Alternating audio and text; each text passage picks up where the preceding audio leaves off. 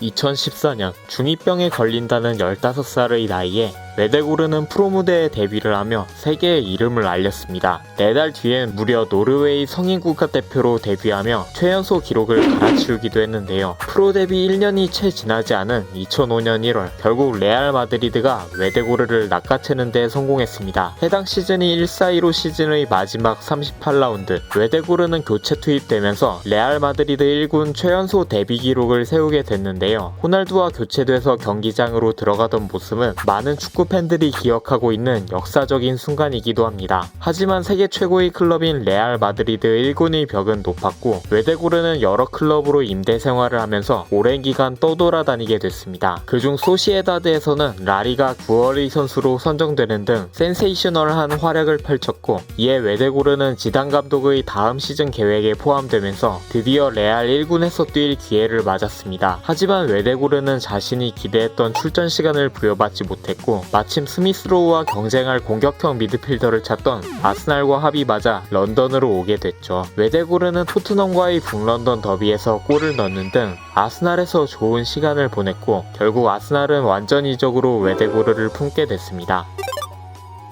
가봉, 아니 아프리카의 슈퍼스타로 꼽히는 오바메양은 스피드를 무기로 하는 세계적인 골잡이입니다. 아스날로 오기 전 오바메양은 분데스리가의 꿀벌 군단 도르트문트에서 5시즌을 보냈는데요. 독일의 명장 클롭과 투엘의 지도를 받은 오바메양은 총 213경기에서 141골을 기록했고 현재의 홀란드 이전 레반도프스키의 최고 라이벌로 이름을 떨치기도 했습니다. 17-18 시즌 오바메양은 겨울 이적 시장에서 아스날로 합류했고 앙리의 14번을 받아 기대를 모았습니다. 벵거, 에메리, 용베리를 거쳐 아르테타가 감독으로 선임된 19-20 시즌 마지막에 결국 FA컵 우승컵을 들어올린 오바메양은 재계약 계약서에 서명을 하며 아스날의 레전드가 되겠다 하는 포부를 보였는데요. 하지만 다음 시즌 말라리아 감염, 어머니의 투병 등 우여곡절을 겪으며 부진을 면치 못했고 이번 시즌에 다시 반전을 노리고 있는 상황입니다.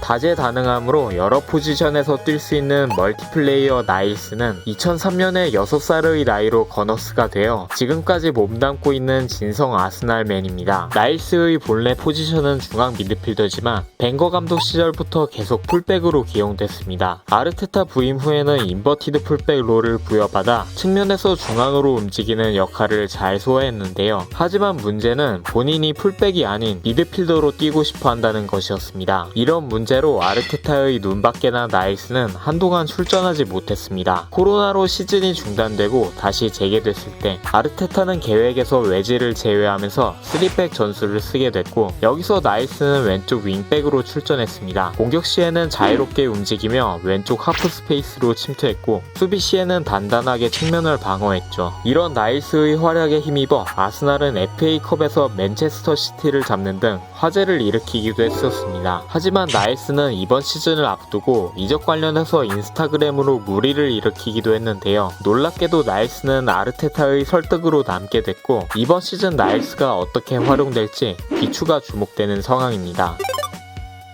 아스날에서 6번째 시즌을 보내고 있는 홀딩은 95년생으로 탈모 중앙 수비수입니다. 15-16 시즌 챔피언십 볼튼에서 뛴 홀딩은 갓 데뷔한 신인이었지만 팀 내 올해의 선수상을 수상했습니다. 하지만 볼튼은 리그에서 꼴찌를 하면서 3부 리그로 강등이 됐는데요. 이는 홀딩이 당시 얼마나 고군분투했는지 알 수 있는 대목이기도 합니다. 이후 벵거의 눈에 들어 아스날로 영입됐는데요. 2시즌 동안 우여곡절을 겪은 홀딩은 18-19 시즌에는 놀라운 수준으로 괄목상대하여 리그에서 손꼽는 센터백으로 성장하게 됐습니다. 하지만 15라운드 맨유전에서 십자인대가 파열되는 심각한 부상을 입게 됐고 결국 시즌아웃 판정을 받고 말았습니다. 복귀 후에는 아쉽게도 좋았던 모습을 이어가진 못했고 현재는 같은 포지션의 벤 화이트 그리고 다음 시즌에 복귀할 살리바의 존재로 주전자리 확보에 적신호가 켜진 상황입니다.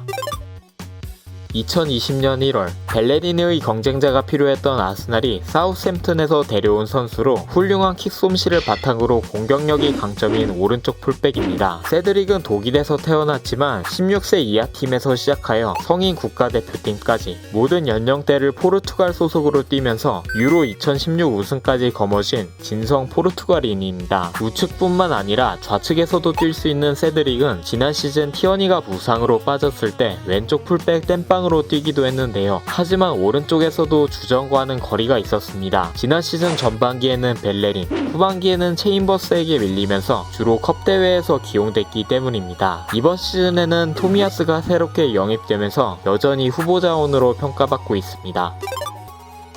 토미야스는 이번 이적시장 마감 직전에 영입된 우측 풀백입니다. 원래는 토트넘으로 갈 뻔했지만 결국 아스날로 오게 됐습니다. 한국 축구 팬들에겐 소위 이승우에게 털린 선수로 잘 알려져 있기도 한데요. 오른쪽 풀백이지만 센터백에도 능한 토미야스는 아르테타 체제하에서 수비적인 풀백으로 빛나고 있습니다. 하지만 상황에 따라서 하프스페이스 침투 등 전술적인 역할도 잘 수행하는 영리하고 다재다능한 선수입니다. 이번 시즌 아스날은 개막 후 3경기 9실점으로 3연패를 하면서 최악의 부진을 겪고 있었는데요. 이후 토미야스가 선발로 뛴 4경기 동안은 단 1실점으로 3승 1무를 거두면서 놀라운 변화가 나타났습니다. 현지에서는 벌써 토미야스의 응원가가 생겼을 정도로 좋은 활약을 인정받고 있고 결국 토미야스는 아스날 9월의 선수로 선정되었습니다. 코트디부아르의 창 페페는 무려 1000억에 달하는 이적료로 아스날 역대 최고 몸값을 기록한 윙포워드입니다. 페페는 아스날로 오기 전 프랑스 릴에서 22골 11어시스트라는 엄청난 활약을 펼쳤고 1819 시즌 리그앙 리그 베스트 11에도 이름을 올리기도 했는데요. 아쉽게도 아스날에서의 활약은 몸값에 한참 못 미치고 있습니다. 페페는 아르테타의 전술하에서 주로 고립되어 1대1을 노리고 있는데요. 페페가 가진 장점들만 보면 이 역할을 잘 수행할 것 같지만 프리미어리그의 수비수들을 상대론 꽤나 고전하고 있습니다. 오히려 페페는 풀백 같은 동료들의 지원이 있을 때 더 잘하는 모습을 보였죠. 지난 시즌 막바지에는 뛰어난 활약으로 기대를 모은 페페였지만 이번 시즌은 아직 잠잠한 상황입니다. 지난 시즌 아스날의 가장 큰 문제점은 티어니의 백업, 즉 왼쪽 풀백 자원이 부실하다는 것이었습니다. 나일스, 그리고 세드릭까지 기대에 못 미치자 결국 자카가 왼쪽 풀백으로 섰을 정도로 그 문제가 심각했는데요. 타바레스는 아스날이 이를 해결하고자 포르투갈 벤피카에서 데려온 전문 왼쪽 풀백으로 00년생 유망주입니다. 입단 인터뷰에서 본인이 밝혔듯이 타바레스는 주발인 왼발뿐만 아니라 오른발을 활용한 슈팅에도 능하고 빠른 스피드, 강력한 킥 등 공격적인 재능이 강점인 풀백입니다. 여담으로 지난 시즌 아스날이 유로파리그에서 벤피카와 상대할 때 극장골을 만든 사카의 크로스를 허용한 선수가 바로 타바레스였습니다.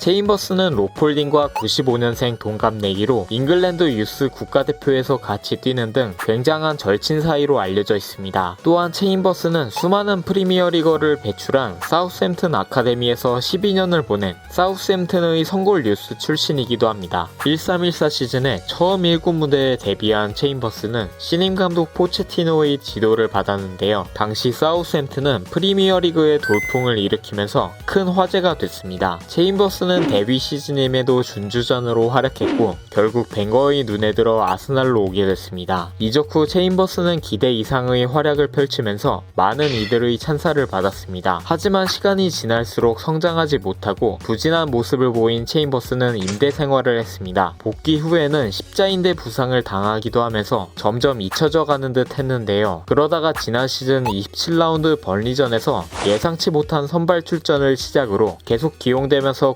공수양면으로 좋은 활약을 펼쳤습니다. 하지만 이번 시즌 체인버스는 초반 부진의 중심에 섰는데요. 반대로 새롭게 영입된 경쟁자 토미야스가 좋은 활약을 펼치고 있는 바람에 계약 기간이 1년 남은 체인버스의 미래는 알 수 없는 상황이 됐습니다.